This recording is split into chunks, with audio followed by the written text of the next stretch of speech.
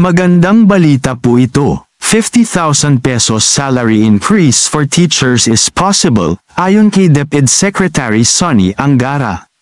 Sinabi ni Education Secretary Juan Edgardo Angara nitong Martes na posible ang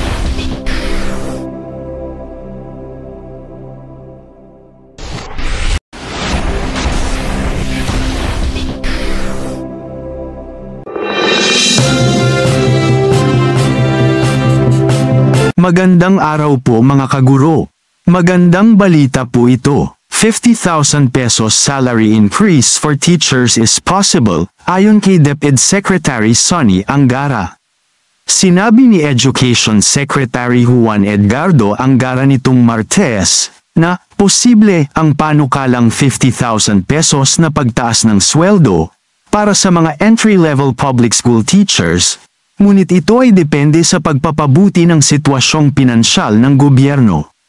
Sa pakikipag-usap sa mga mamamahayag, ipinaliwanag ni Secretary Angara na sa ngayon, ang pagtaas ng sahod ng mga guro ay hinahawakan sa ilalim ng Salary Standardization Law 6, SSL 6, na nagbibigay ng unti-unting pagtaas ng sahod para sa mga manggagawa sa gobyerno. Binigyang diin niya na bagamat hindi kaagad magagawa ang panukalang 50,000 pesos na pagtaas, patuloy na pinapataas ng Salary Standardization Law 6, SSL 6, ang sahod ng mga guro taon-taon. Halimbawa, ang isang Teacher 1 ay makakakita ng kabuuang pagtaas ng sweldo na 33,000 pesos sa isang taon dahil sa mga karaniwang pagsasaayos na ito. Iminungkahi ni Secretary Angara na ang 50,000 pesos salary increase ay maaaring maging realidad sa hinaharap basta't bumuti ang kalagayan ng pananalapi ng gobyerno. Siguro sa hinaharap, kung ang kalagayan ng pananalapi ng gobyerno ay bumuti, sabi ni Secretary Angara, na binibigyang diin na habang hindi ito posible sa ngayon, ang ideya ay nananatili sa talahanayan. Noong Pebrero, ang mga miyembro ng Makabayan Bloc, kabilang sina Representative Franz Castro ng ACT Teachers Party List, Representative Arlene Broses ng Gabriela Party List, at Representative Raul Manuel ng Kabataan Party List, ay naghain ng House Bill 9920 na nagtataguyod para sa 50,000 pesos, entry-level na sweldo para sa mga guro sa pampublikong paaralan.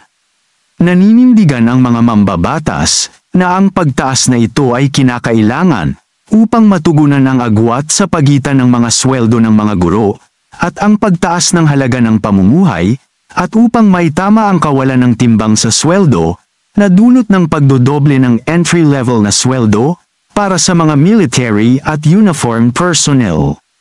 Bagamat hindi agad posible ang panukalang 50,000 pesos na pagtaas ng sweldo para sa mga guro, naniniwala si Secretary Angara na ito ay makakamit sa hinaharap sa pamamagitan ng pinabuting pananalapi ng gobyerno. Pansamantala, patuloy na makikinabang ang mga guro mula sa unti-unting pagtaas ng sahod sa ilalim ng Salary Standardization Law o SSL 6.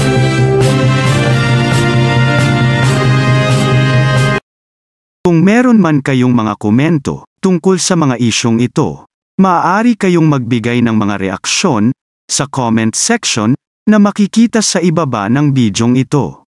Maraming salamat, at kung ikaw ay interesado ng mga bidyong tulad nito, mangyaring suportahan ang channel na ito sa pamamagitan ng pagpindot ng like, pag-share ng mga video at kung bago ka pa lang sa channel na ito, please subscribe sa channel na ito at pindutin ang notification bell at piliin ang all upang maabisuhan ka para sa mga paparating pang mga videos.